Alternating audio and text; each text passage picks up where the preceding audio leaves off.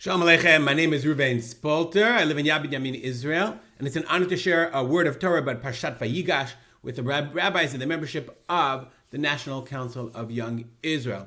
Before we begin, I just want to share with you what I do in Israel, among many other things. We all know the joke, why don't you have 4 jobs? Because I couldn't find a 5th, etc. But I just want to share with you 2 important projects that I work on. One is called Kita, which is the program if you have children in your community that are not in Jewish day school or that would like enrichment in Jewish day school.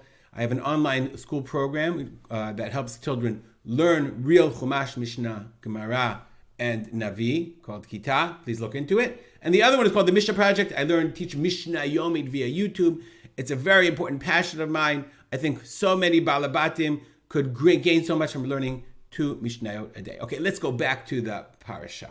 Vayigash is a Parsha that talks about the reunification, the reunion of Yaakov and Yosef. Finally, after all of the subterfuge is done, after everything is finished, Yaakov finally is reunited with Yosef. He can't believe that his son is alive. He didn't really know. And it's a very emotional reconnection between Yaakov and Yosef, but also Yosef and his brothers. Ani Yosef ha'od avichai. And what I wanted to ask is a question which it bothers many of us, and it bothers me each time I read it, and then I want to share with you an amazing thought from Ramban. So the first thing we want to talk about is like the world in which we live is a world that's focused on truth. Think about how much of our lives are surrounded by the media and 24-hour news cycles and congressional panels in order to uncover what really happened, what the truth is, in order to understand, to bring out scandals and to make sure that people are punished and to bring people to justice, and all of those are very, very important things. And we know that sometimes that truth is a critical element of society. Emet. We know that Yaakov, his midah was emet. We say titen emet liYaakov. That truth is an important foundation, a pillar of society. So if that's true, what happened? You have to wonder, what happened when Yaakov came to Yosef and met Yosef and asked him, hey, Yosef, what happened in the end? Where were you all these years? How did you get down to Mitzrayim? What did Yosef tell him? So I want to tell you an amazing pshat of the Ramban, which I think is an incredible lesson for all of us. Maybe not as investigative reporters, but maybe in another way as members of families, people who have relationships. Torah tells us that after Yaakov returned, that after Yosef and his brother went back to Mitzrayim, and Vayalum in Mitzrayim, they came back to Mitzrayim, Vayavo el Eretz Canaan, Yaakov, they came back to Yaakov, and they told him, Od Yosef chai, V'chiu Moshel b'chol Eretz Mitzrayim. Yosef is alive, he's a ruler, let's go see him. I'm skipping to Chav Zayin.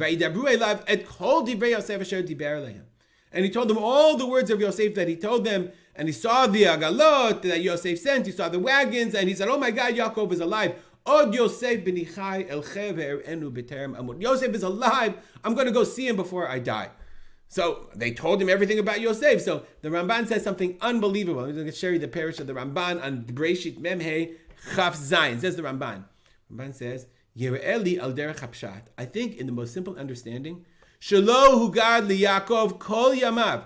It was never told to Yaakov his whole life, his whole days, his entire life, ki achiv machu et Yosef, that Yosef's brothers sold him.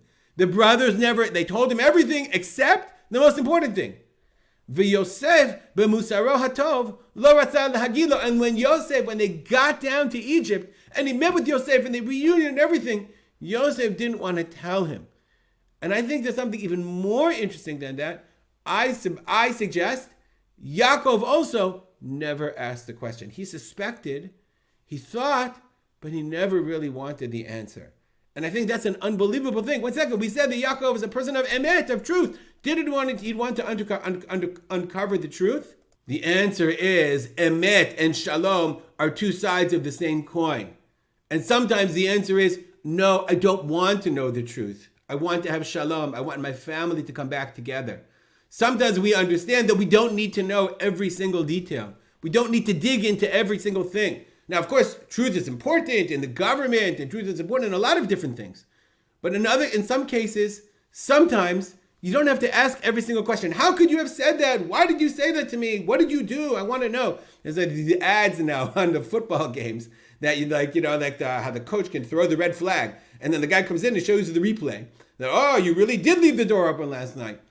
That's not beneficial for relationships. Yaakov Avinu, in his wisdom, understood that the true emet is understanding that I want my family and my sons to get along together. And that if I dig too deep and I ask too hard and I really want to know the entire truth, we can't handle sometimes the truth. And HaKadosh Baruch Hu, Yaakov Avinu, teaches us that truth is a very, very fine layered thing. And that sometimes the real truth is the understanding that we have to learn to get along and to understand that people make mistakes, and forgiveness is part of truth as well. And sometimes the best question is the question I really learn not to ask. Have a Shabbat Shalom, and it's wonderful. I hope you enjoyed this D'var Torah.